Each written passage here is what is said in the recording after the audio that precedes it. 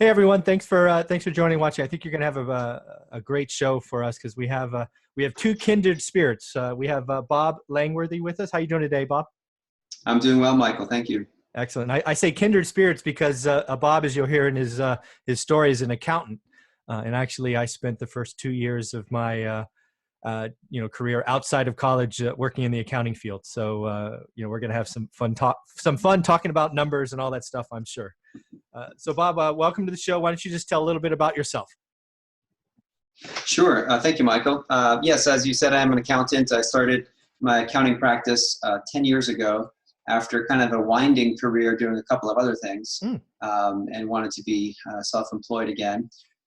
Real estate has always been a long-term plan for my wife and I, and we finally jumped in buying an office building 2 years ago and are now looking to grow our real estate portfolio and have that in time be our primary income. That's great. So let's break this down because I don't recall any of my interview guests to date talking about buying a commercial building. So let's talk about that a little bit. So I think you said it was 4 offices and some parking, if I remember right. That's correct. Yep. So why don't you set it up? You don't have to give like actual numbers, but give us ballpark. Like Sure. how many square feet, 1 story, 2 story, Yeah, how yeah. many stalls? Just give us the basic rundown. Yeah, I deal in actual numbers, so that Okay, may fair be. enough. Um, so I started the accounting practice 10 years ago. I worked out of my home for the first 6 months, but we have 4 kids. My wife homeschools them, so it Wow. wasn't an environment that was conducive I can to only working. imagine. Right. So I leased space in an office building in our small town here. Great setup there. We had a receptionist in common, a break room, conference room, a big copier. I liked it, but I knew when I moved in, and I'm friends with the owner to this day, that I was going to be buying my own building in time. It was just a matter of time and finding the right opportunity. Right. And I had an area of town where I wanted to be. I didn't want to be too far away from Main Street. I wanted there to be good parking. I wanted to have at least one other office. I'd moved my accounting practice in, but I wanted to have at least one other to help pay the mortgage. So right down the street from my old office, a building came up. It had been for lease for a while, and eventually the sign changed to for sale. And my wife and I took a look at it. It was vacant at the time, 4 offices. Half of the building, roughly half, it's 2,800 square feet, so probably 1,000 square feet, had been a dental practice. Mm, And that half was in pretty good shape. They had taken out all the equipment, repaired the holes in the floor for the water and drain lines. sure. The other half of the building and a small upstairs office, however, needed a bit of work.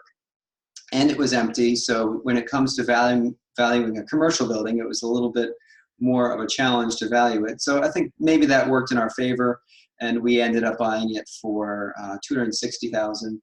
Wow. It's got a large parking lot, 20 parking places, a block from Main Street, in a town that has very little parking. So we saw that as an opportunity as well. Had the parking lot striped. Had my father's a builder, so I grew up in the real estate world, and he came up and did a lot of the work on remodeling the 2 offices on the other side. We reconfigured a floor plan so there's a bathroom for those 2 offices. So we bought it in August. I moved in September because I could function out of the office no problem. Sure. And October 1, a friend moved into the next biggest size office. It's probably 600 square feet or so. And he's been in there. He's on a 5-year lease. That's one of the beautiful parts about commercial real estate is your tenants will often sign a longer term lease. Yeah. The other 2 spaces, the upstairs and the smaller office, took a little longer to fill. They took about a year. Okay. But then those are full now. And of the parking lot, we've got 7 spaces that we lease out there. Wow. Okay. So it ended up being a good deal. We financed it 20% down, and it's a 25-year AM, a 7-year balloon, Sure. and it was at 4 and an eighth, which Wow. for commercial money was great at the Yeah. time, and we're thankful for that. And it Yeah. cash flows nicely now, so Yeah. it's I'm sure you appreciate this, but we've got to call these things out, right? In today's environment, I can't go an hour without somebody talking about house hacking. right. What you've done is I'll call it commercial hacking, right? You have Exactly. a job that needs space, right? An office. Yep. self-employed, you're like, you know what? Just like, some of these interviews going, I'm going to buy a fourplex. You're like, no, I'm going to buy a commercial space, get some tenants to help pay for my office so I can still do what I do every day. I mean, I've never heard, I'm sure it happens, but I've never heard anybody do that. That's wonderful. Congratulations. Well, thank you. And it does. It works out nicely for us. And just for the viewers on the numbers, because commercial real estate is a little different than a single family or a duplex in terms of how it's valued. So this building now ends up cash flowing $2,000 a month. So it's a great investment for us. Yeah. So that's $24,000. The debt service on it is around $16,000 a year. So when you're valuing a commercial building, you look at your net operating income. So we have positive cash flow, $24,000, the debt service of $16,000. So that together is $40,000. That's our net operating income. Yep. Right. So that means that if you were to buy this building with cash, it would produce $40,000 a year in income. Yep. So to come up with a valuation for the building, you look at the prevailing cap rate in the area. That's exactly the average rate of return on commercial properties. Around here, it's 8%. Wow, 8%. Oh, wow. So the formula then ends up being simple: $40,000 in net operating income divided by 8%. Yeah. That's $500,000. That's the value of the building. Well, that's not terrible. That's right. Now we had some renovation costs into it. We've got just a little over $300,000 into it. But yeah, it's a long-term hold for us. Yeah. And I've got a couple of blog posts coming up in the next week, a short series that I'm doing that will explain why it is that I won't ever pay capital gains on the sale of this building. And it'll touch a little bit on a 1031 exchange. Sure. And then ultimately, when it goes to our kids, after my passing, a step up in basis. And there's just some beautiful things you can do with real estate. I'm sure that's why you're a real estate investor yourself. Absolutely. I leveraged the 1031 exchange quite well. We moved out of single family homes into, well, they're technically called commercial. They're small apartments, 5 to 20 units. Great. Back in 08, might have been early 09. But yeah, we went from 8 houses to 80 units in like a 8, 10, 12 month period. And, we kept all the artificial gains. We, stepped up our depreciation. And it's a beautiful thing. And then, you pass on, you give it to your kids or whoever you want. They get stepped up. It's a beautiful thing. It is. But I want to keep on this commercial one because again, you said some things that I want investors to appreciate. Just like you're going out and looking for rundown houses, most of them are probably vacant. Don't sleep on the fact that he found a commercial building that was empty. And commercial buildings, as he correctly highlighted, are valued on the NOI. And guess what the NOI is for an empty building? It's not great. So realize that he did that. He knew he was going to be in one of the 4 spots. And he knew that over time, it took him a year to fill it, but that NOI would go up exponentially. And I think he bought it for $260 and now it's worth $500. And it's just, you can do this in other spots than a house is, I guess, the point of this. Would you agree? Absolutely. Yep. And that's, there are a lot of benefits of commercial as well. So on the residential side, I think on the list of pros, you would have very low vacancy. Typically, everybody needs a bed. Not everybody needs an office. So your vacancies are going to be lower. On the pros for commercial, tenants will sign a longer lease. Yeah. They'll sign a 5-year lease. And they're not going to call you in the middle of the night with a problem with a toilet or something of the sort.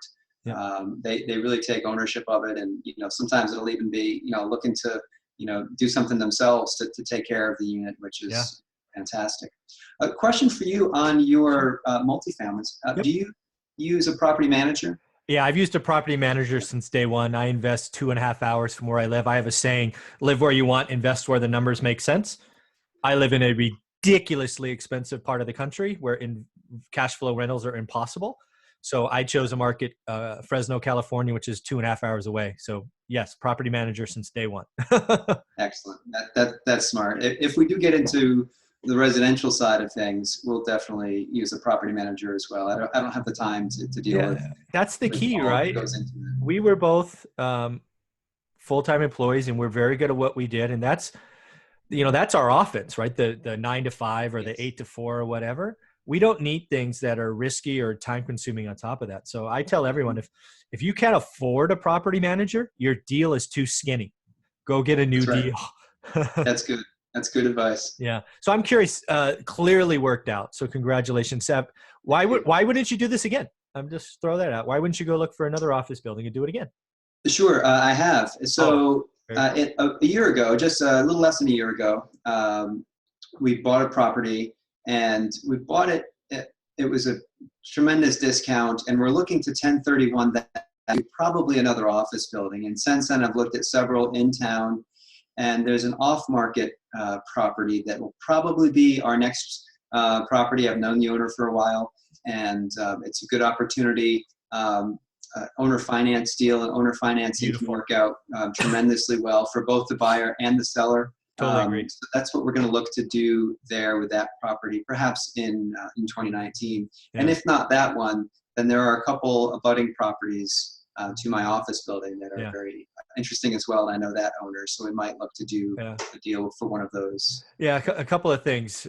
So first and foremost, I get asked all the time, what do you buy? And my answer after all these years is I look at the deal, right? So what does that mean? So I'll buy a house, I'll buy a duplex, I'll buy an apartment building, but I'll also buy a commercial space. I literally bought a vacant commercial space, just like you. Oh, excellent. I own several, but I bought one just recently. It's probably been 60 days.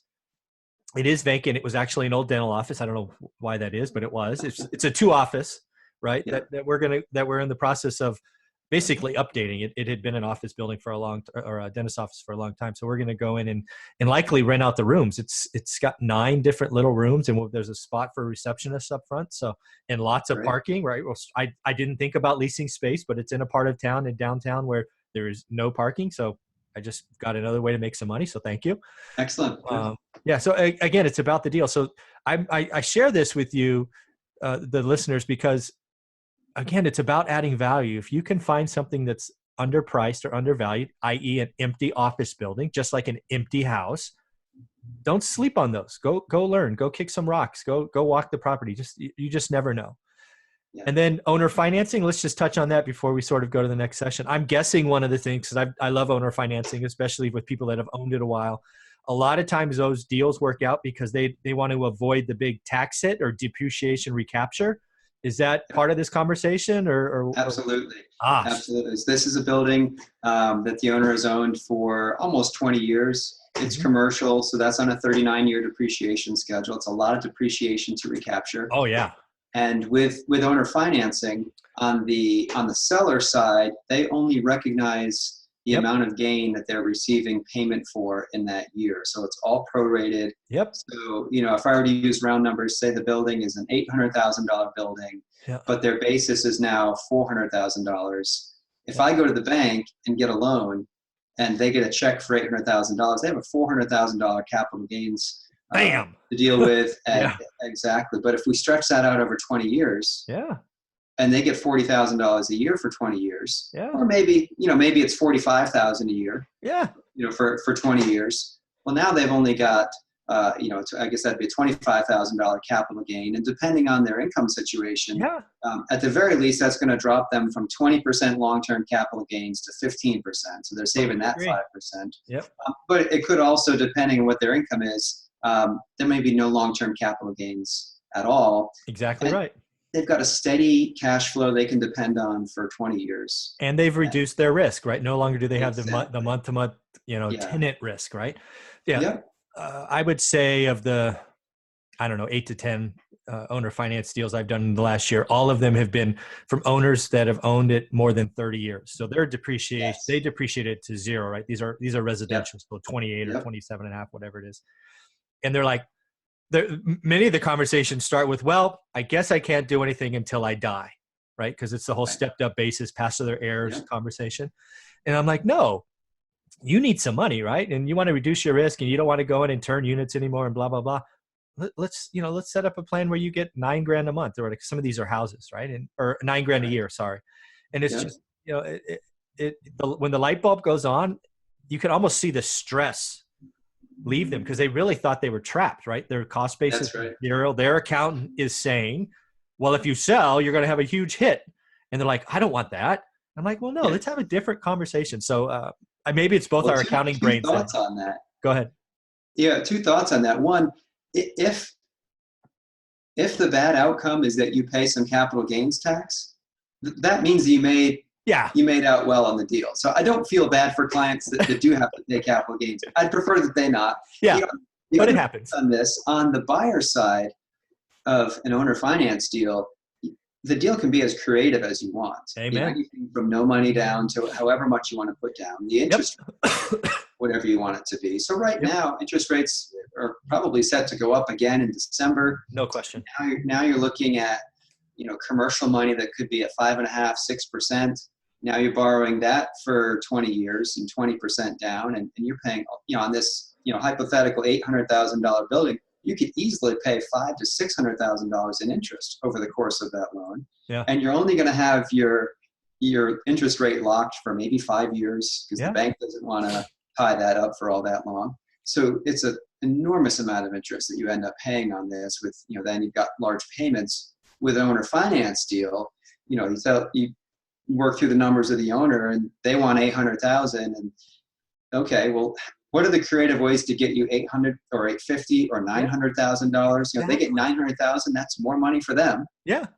And a whole lot less for the buyer. So it really is a great win-win. And I think we'll see a lot more buyers in particular with a rising interest rate environment looking to do owner finance deals. And probably there's some education for guys like us to say to those sellers, here's the benefit for you in this. This isn't about me saving money. This is about both of us getting more from this deal. I think that's a great idea. And I think we need to do that. Maybe we should do a joint video where we sort of share our experience, but we sort of speak to sellers. Maybe we'll do that. I'd like that. Yeah. Let's sketch that in some emails to each other.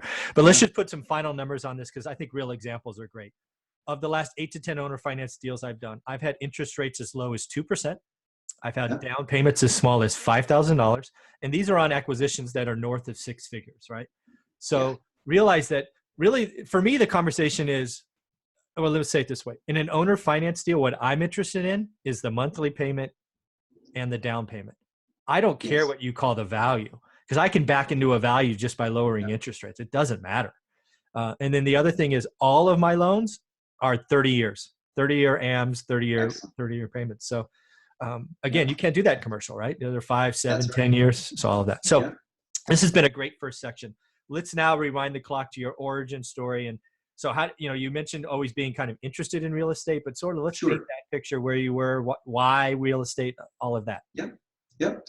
So growing up, my dad still is a builder. And so I grew up around houses, single family houses. At one point, he put in a small development, and at the end of this little road that he built, he built 2 duplexes and rented those out and had a pretty negative experience with tenants. I was young at the time. I wasn't obviously thinking about investing in real estate. I just remember hearing the conversations between my father and mother about tenant problems. So, tenants and toilets. Yeah. That's right. Yeah. So as I got into college and thinking long term, I thought, well, I'd like to have income that's passive.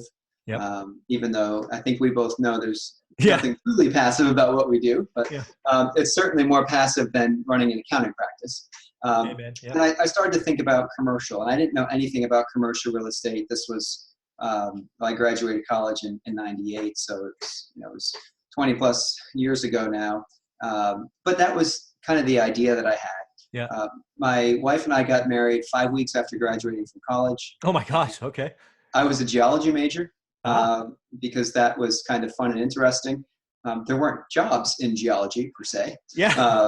So I ended up, we moved to Maine a year after graduating from college in 99. I ended up starting a wholesale greenhouse with 4 partners. And we sold flowers to grocery stores and garden centers. I managed employees and managed the finances. My other primary partner was the head salesman and grower, and we had 3 investors. And we did that for 5 years. It's a tough industry to be in. It's weather dependent, and customers are fickle. And after 5 years, I decided I wanted to do something different. I needed regular pay, hours, and benefits. And I clearly wasn't going to get it here. And the business had started to decline, and I left. And shortly thereafter, it ended up, failing completely. Auction of the real estate, the whole thing. And Yeah. It was a tough time for all the investors, and Sure.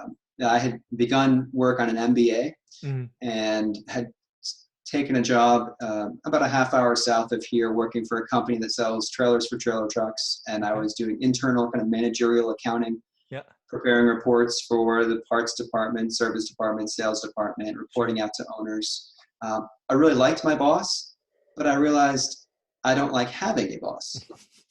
Uh, Great guy, Yeah. but just I needed to be self-employed, Sure. and I'd been there for 4 years, and by this time we now had 4 kids.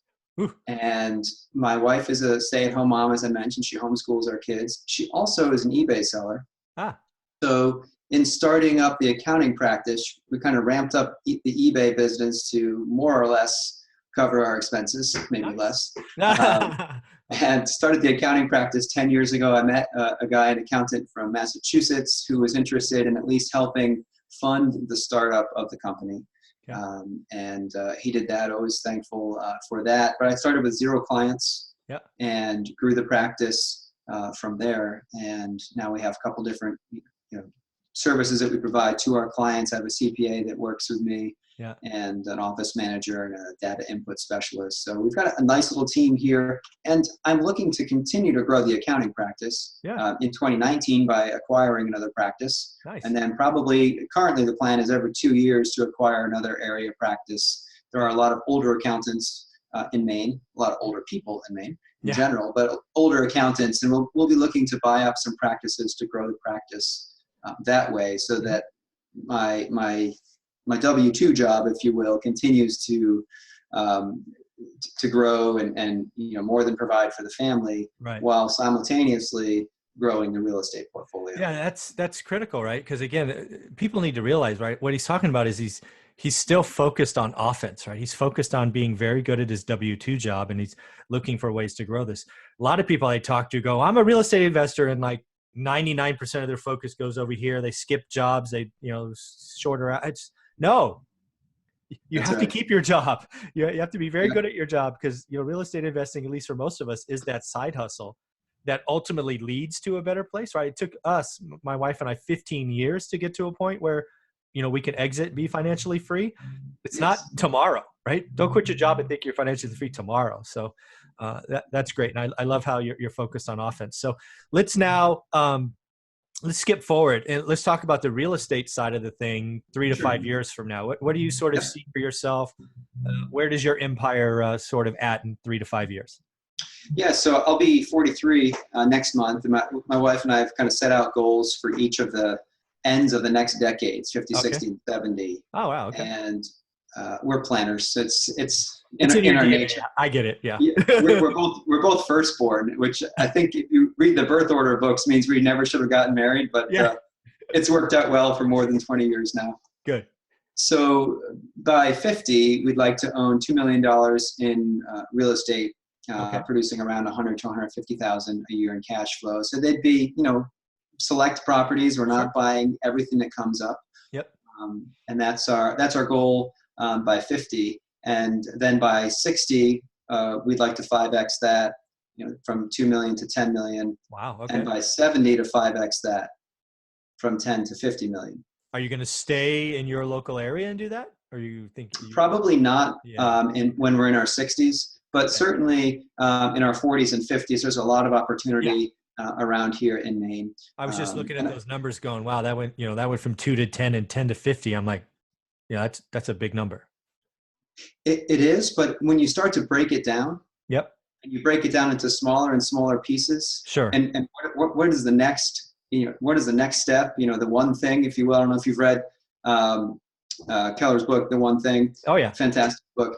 What is that one thing I can do right Okay. now, to advance towards that goal? And so for me, it was a real estate meetup group that a friend of mine started locally here There on you go. Tuesday night, and Yep. I met some other real estate investors there. A couple might become clients of the tax practice. There are a couple others that we might end up working with on deals down the road, a home inspector, a couple of realtors. Yeah. Certainly this interview, certainly just stating goals. Yeah. Right? There's a certain accountability in just saying out loud, this is what I want to do. Yeah, this is going to be out there If you, for you and your kids to see. I mean, I can imagine your that's kids right. watching it and going, Dad, That's remember. right. That's Yeah, yeah. So it can be scary to state those goals, but as I look at those numbers, sure, they're large numbers, but people have scaled up much more quickly Oh, than that. no question. And I don't see that as those figures as impossible at all. I see them as really within our abilities. My wife is going to transition after this holiday season from being an eBay seller to being more involved with real estate. Yeah. She's very sharp. She's both the brains and the beauty of the family, Oh, and that's awesome. and she'll be You need to lever- Instagram that little piece right there. right. Just send that to her. That's right. So we'll be working together on this, and Awesome. she'll be doing a lot of the deal finding side of it and running numbers. That's awesome.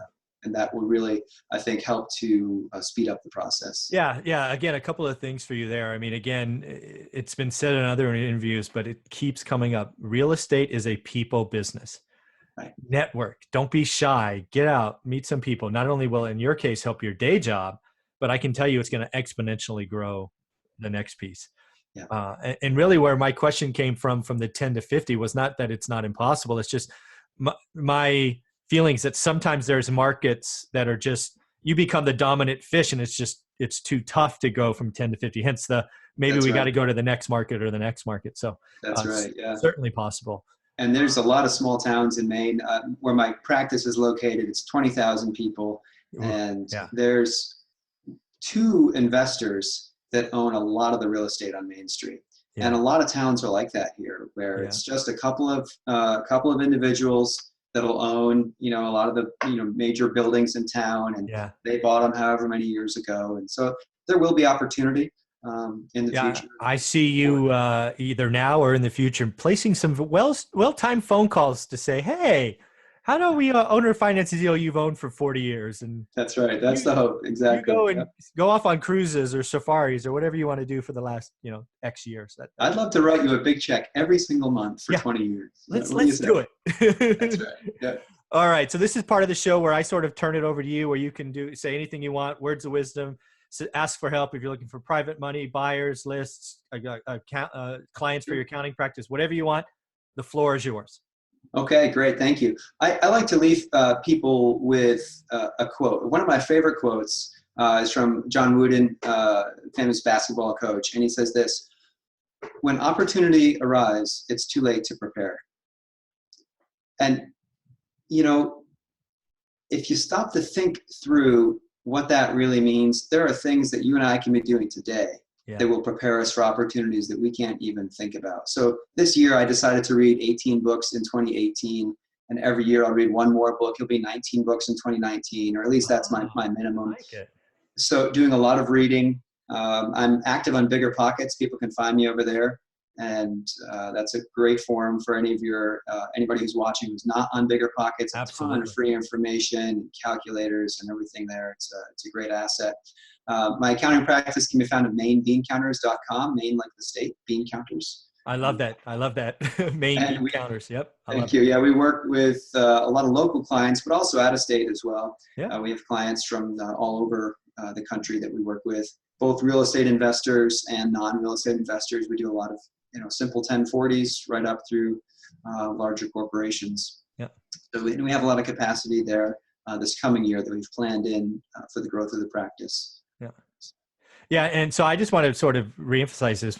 If you're watching my channel, there's a very good possibility you're in the real estate, or at least looking to get in the real estate business. And I can tell you, as someone who struggled with their accountant years ago, having an accountant that understands real estate investing is vital. So if you don't have one, or your accountant is more of the, they do a W-2, or you use TurboTax and you're in the game now, I suggest you looking up Bob and having a conversation, because having an accountant who's in the game is vital, especially as the tax rules change, right? This whole 20% pass through and all that. I mean, there's just so much stuff going on that the average person doesn't know, but because you're in the game and you're an accountant, you can sort of synthesize that and bring it to the novice pretty clean. So that's I hope people look you up. Yeah, great. Thank you, Michael. Appreciate that. All right. So thank you everybody for watching, and we'll get on to the next interview.